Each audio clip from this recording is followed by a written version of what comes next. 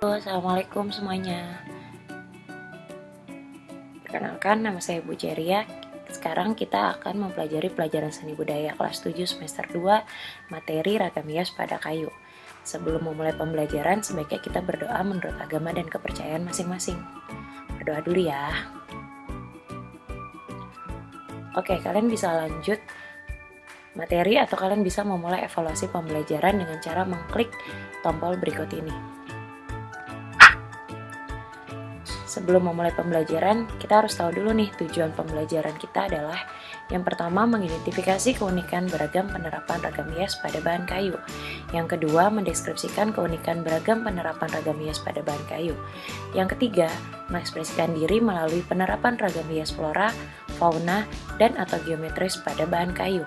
Dan yang keempat, mengomunikasikan hasil karya penerapan ragam hias flora, fauna, dan atau geometris pada bahan kayu.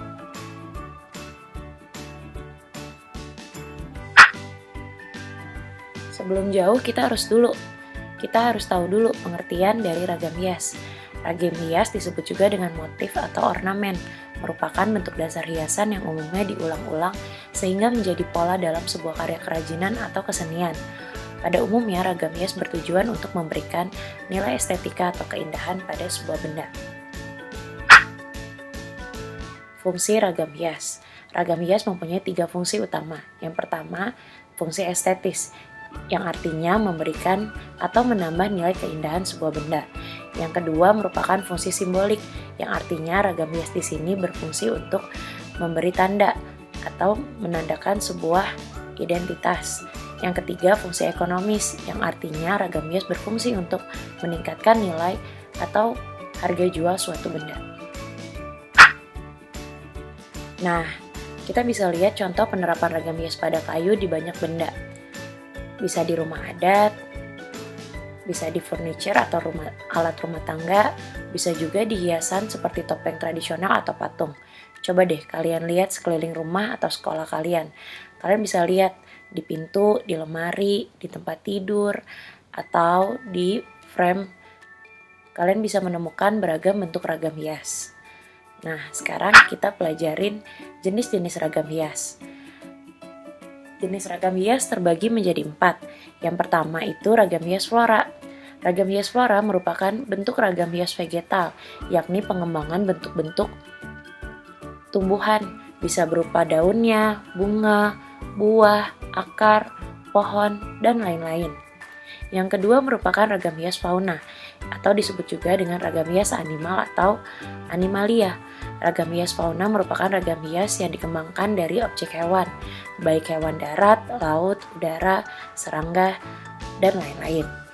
Lalu ragam hias geometris, yang merupakan ragam hias yang dikembangkan dari bentuk geometrikal, seperti garis lurus, lengkung, zigzag, dan bentuk geometris lainnya seperti kotak, segitiga, lingkaran, dan lain-lain. Yang keempat merupakan ragam hias figuratif, atau ragam hias yang dikembangkan dari bentuk manusia. Coba kalian identifikasi ragam hias di benda di sekitar kalian itu berbentuk apa. Nah, untuk menerapkan ragam hias pada kayu, ada 2 teknik yang bisa kalian gunakan. Yang pertama adalah teknik pahat, dan yang kedua teknik lukis. Sebenarnya kalian bisa sih mengkombinasikan antara kedua teknik tersebut, atau disebut juga dengan teknik campuran. Ragam hias dengan teknik pahat, kalian bisa menggunakan alat bahan sebagai berikut. Yang pertama, pisau pahat. Yang kedua, pemukul atau palu. Yang ketiga, kalian menggunakan vernis kayu yang berfungsi untuk melapisi permukaan kayu. Kalau kalian menggunakan teknik lukis untuk menerapkan ragam hias, alat bahat yang kalian gunakan adalah yang pertama kuas, cat akrilik, yang ketiga alat cat dan vernis kayu. Nah, selanjutnya adalah prosedur atau tata cara pengaplikasian ragam hias pada bahan kayu dengan teknik lukis. Langkah pertama yang harus kalian lakukan adalah mempersiapkan alat dan bahannya, berupa talenan kayu, cat, spidol, pensil, dan kuas. Yang kedua, kalian harus mencari referensi sebanyak mungkin dari berbagai sumber. Setelah kalian mencari referensi sebanyak mungkin, kalian lalu menentukan gambar mana yang akan kalian buat. Selanjutnya, kalian membuat sketsa pada permukaan bidang gambar. Sketsa menggunakan pensil ya. Tujuan pembuatan sketsa adalah menentukan proporsi dan komposisi objek. Setelah membuat sketsa, langkah terakhir adalah pewarnaan atau coloring.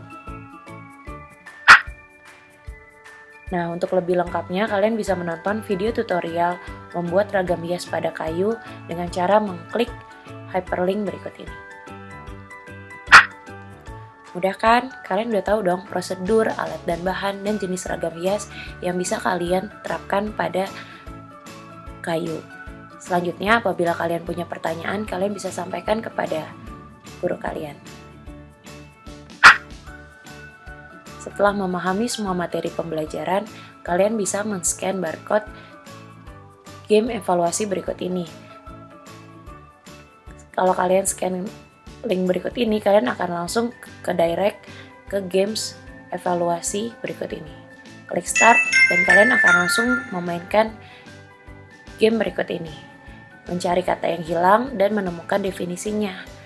Apabila sudah, kalian bisa lanjut beristirahat dan jangan lupa beribadah dan menjaga kesehatan. Sekian pembelajaran hari ini.